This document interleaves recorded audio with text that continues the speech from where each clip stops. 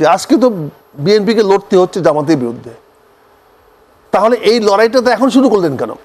কাজে আমি দেখলাম আদর্শগতভাবে বিএনপির চেয়ে অনেক অনেক অনেক ভালো আদর্শ বহন করে জামাত ইসলাম। আসলে আমি বিএনপি তো অনেকদিন ধরে করে আসছি। প্রথম যখন চাকরি জীবন থেকে বিএনপি জেনারেল জিয়ার সঙ্গে চাকরি করেছি, কাজ করেছি, তার একজন অনুগত সৈনিক হিসাবে তার পাশে ছিলাম, কাছে ছিলাম। ফলে বিএনপি ছিল আমাদের রক্তের সঙ্গে মিশে যাওয়া বিএনপি। আমরা বিএনপি করে আসতেছি। পরবর্তীতে ধরেন বিভিন্ন সময়ে বিভিন্ন বিষয়ে বিএনপির সঙ্গে আমার অনেক বিষয়ে দ্বিমত হয়েছে।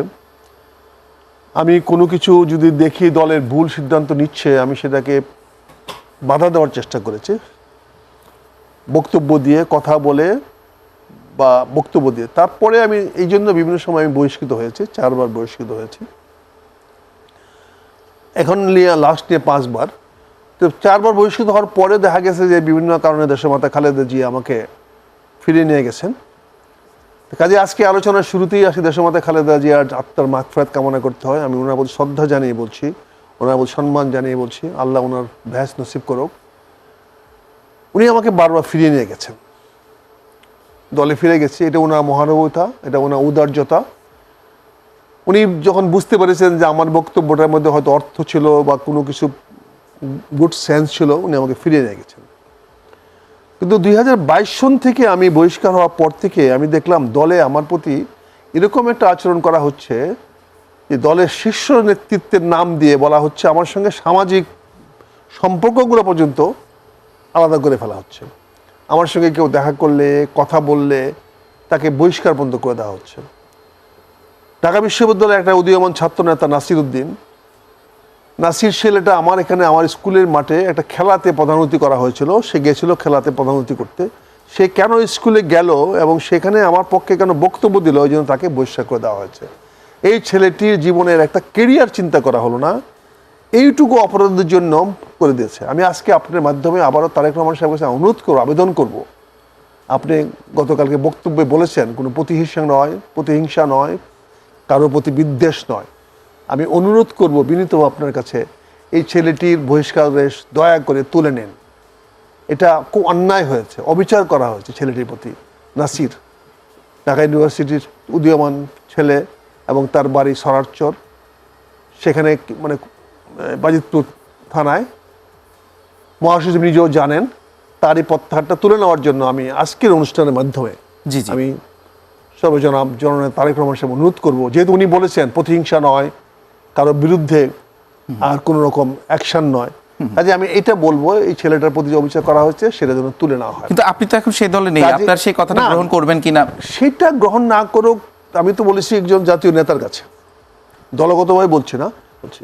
তো এই জন্য এই বিষয়গুলো যখন দেখলাম, তখন তারপর দেখলাম যে নির্বাচনের তারিখ ঘোষণা করা হয়েছে, তখনও তারিখ ঘোষণা করা হয় নাই, নির্বাচনের মনোনয়ন দেওয়া হয়েছে, আমার কটিয়াদি পাকুন্দ এলাকার থেকে মনোনয়ন দেওয়া হয়েছে। সেখানে আমাদের নির্বাচন অংশগ্রহণ করব না আমি আগেই বলে দিয়েছি, 1 বছর আগে বলেছি, ঘোষণা দিয়েছি। কাজে আমাকে তো নমিনেশন কনসিডার করার প্রশ্ন ওঠে না, সেটার জন্য আমার কোনো কমপ্লেনও নাই।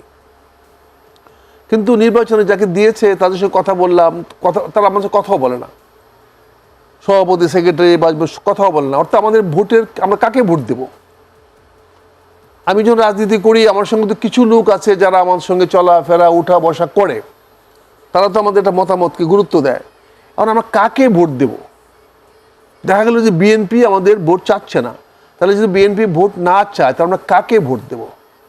যদিও আমি জামাত ইসলামে অংশগ্রহণ করার পরে আমার সহকর্মীদের অনেক দাম বেড়েছে, অনেকের বহিষ্কারাদেশ প্রত্যাহার করে নেওয়া হয়েছে, পরবর্তীতে প্রত্যাহার করা হয়েছে, আরও সবার সঙ্গে যোগাযোগ করা হচ্ছে, ভালো লক্ষণ। আমি তো কাউকে আমার সঙ্গে আসতে বলি নাই, এখন পর্যন্ত আমি আমার কোনো সহকর্মী, কোনো বন্ধু, কাউকে বলি নাই আমার সঙ্গে আসো বা জামাত ইসলাম। আপনাকে যদি আবার ডাকে আপনি যাবেন কিনা? আমার তো যাওয়ার প্রশ্ন ওঠে না। আরেকটা প্রশ্ন আপনার কাছে এখানে শেষ করে নিচ্ছি একটু। আচ্ছা, জি। কাজে এখন আমার এই বন্ধুদেরকে, আমার সহকর্মীদেরকে, আমার সাথীদেরকে ডাকছে, তারা তাদের ইচ্ছা, তারা কোথায় যাবে না যাবে তাদের সম্পূর্ণ ব্যাপার। কিন্তু আজকে চিন্তা করে দেখেন, এতদিন ডাকলেন না, এখন আপনার প্রয়োজন পড়ছে, এখন তাদেরকে আপনি ডাকতেছেন। এই যে স্বার্থের রাজনীতি, এই লোকগুলাকে আগামী দিনে কোথায় স্থান দিবেন? তাদেরকে হয়তো ভোটের বাজারে ব্যবহার করবেন, হয়তো তাদেরকে ভোটের জন্য নিয়ে যাবেন, নিয়ে যান, আমার কোনো আপত্তি নেই। তারা যদি ধানের শেষে ভোট দেয় আমার কোনো দুঃখ নেই, আমার আপত্তি নাই। কিন্তু রাজনৈতিকগতভাবে চারিত্রিকগতভাবে আমি বিএনপির সঙ্গে থাকতে পারলাম না। আমি যখন এই বিষয়টি নিয়ে জামাত ইসলামের কাছে বললাম, জামাত ইসলাম আমাকে সাদরে গ্রহণ করলেন।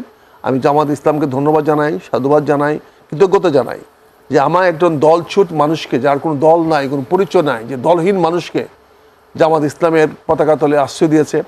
এবং আমি দেখলাম জামাত ইসলামের আদর্শগুলোকে আমার কাছে মনে হলো, আমি বাইরের থেকে অনেক কিছু শুনেছি ওদের বিরুদ্ধে, জি, অনেক কিছু শুনেছি, কিন্তু এসে ধর কথা বললাম, তাদের গঠনতন্ত্র পড়লাম, তাদের কাউকে বললাম, তখন দেখলাম তারা স্বাধীনতা যুদ্ধের বিরোধী নয়, তারা মুক্তিযুদ্ধের বিরোধী নয়, তারা পাকিস্তানের সঙ্গে সহযোগিতা করেছে, কিন্তু বাংলাদেশে মুক্তিযুদ্ধের বিরুদ্ধে কোনো অস্ত্র তুলে ধরে। আপনি বলবেন, একটি প্রশ্ন আপনাকে জাস্ট যুক্ত করে দেই, মানে আপনি বলবেন, মানে এই আপনাকে আমরা দেখেছি আপনার প্রথম যে পরিচয় বীর মুক্তিযোদ্ধা, তার পরবর্তীতে যদি আপনি যেটি বলছিলেন যে আপনার রাজনৈতিক যে পরিচয় সেটি আপনাকে সবাই আসলে বিএনপি নেতা হিসেবেই সবাই চেনে, এবং বিভিন্ন লেখালেখি হোক বা বিভিন্ন কন্টেন্টে আপনি জামায়াতের বিরুদ্ধে সোচ্চার ছিলেন, এবং আপনার এই যে জামায়াতে আসাটা, এটা কি আসলে এক ধরনের অভিমান থেকে কিনা? আর আদর্শিক আপনার বিএনপির প্রতি যদি অভিমান থেকেও থাকে, আদর্শিক জায়গা যে যে অবস্থানটা, সেখান থেকে আপনি মানে কোনো জায়গাতে আপনি অস্বস্তি বোধ করছেন কিনা বর্তমান অবস্থায়? না, রাজনীতিতে অভিমানের তো কোনো জায়গা নেই, এখানে আদর্শগত বিষয়। আমি যে আদর্শে বিশ্বাস করতাম সেটার সঙ্গে জামাত ইসলামের পার্থক্যটা অনেক কমে আসছে। আমরা দেখেছি 91 সালে আমি বিরোধিতা করেছি জামাতের সঙ্গে রাজনীতি করার আদর্শগত দিক দিয়ে, কিন্তু সেখানে আমার দল মানে নাই। পরবর্তী দেখলাম অনেককে বিএনপি জামাত ইসলামের লোক দিয়ে নিয়ে মন্ত্রী পরিষদ গঠন করেছে, সব কিছু করেছে। তার মানে বিএনপি এবং জামাতের আদর্শগতর মধ্যে মিল খুব অমিল বেশি নাই, কাছাকাছি। তা আমাকে যদি বিএনপি থেকে সরে যেতেই হয়, যেহেতু বিএনপি আমার স্থান হচ্ছে না, বিএনপি হচ্ছে না, তাহলে আদর্শগতভাবে দেখলাম যে বিএনপির চেয়েও বেটার আদর্শ বহন করে জামাত ইসলামী। আমি জামাত ইসলামকে জানতাম না, পড়তাম না। জামাত ইসলামের রাজনীতির কারণে তাদেরকে আমার বিএনপি প্রতিপক্ষ মনে করতাম। আমি মনে করতাম এরা আমার বিএনপির জন্য আগামী দিনে প্রতিপক্ষ হয়ে দাঁড়াবে, শত্রু হয়ে দাঁড়াবে। তাই কি আজকে দাঁড়িয়েছে না? যে এই কথাটা আমি 91 সালে বলছি, আজকে তাদের সঙ্গে বন্ধুত্ব করছেন, তাদেরকে তারা একদিন আপনার প্রতিপক্ষ হয়ে দাঁড়াবে, আমার প্রতিপক্ষ হয়ে দাঁড়াবে। আমি 91 সালে আমার বিরুদ্ধে জামাত ইলেকশন করেছে, কাজে আমি দেখেছি জামাত আমাকে ছাড় দেয় নাই। কাজে আমি বলেছি আজকে তো বিএনপিকে লড়তে হচ্ছে জামাতের বিরুদ্ধে, তাহলে এই লড়াইটা তো এখন শুরু করলেন কেন? কাজে আমি দেখলাম আদর্শগতভাবে বিএনপির চেয়ে অনেক অনেক অনেক ভালো আদর্শ বহন করে জামাত ইসলাম। তারা ন্যায়ের পক্ষে, তারা ইনসাফের পক্ষে। সবচেয়ে বড় কথা হলো তারা দুর্নীতি এবং ধান্দাবাজ, দখলবাজ, তারপরে এই চাঁদাবাজের বিরোধী, এবং তারা সৎ এবং ন্যায় এবং ইনসাফের সমাজ প্রতিষ্ঠা করতে চায়, এবং আল্লাহর আস্থা অর্জন করে আল্লাহকে খুশি রেখে রাজনীতি করতে চায়। তো সেটা আমার কাছে মনে হয়েছে অনেক বেশি আদর্শগতভাবে অনেক বেশি উত্তম আমার সাবেক দলের চেয়ে। আপনার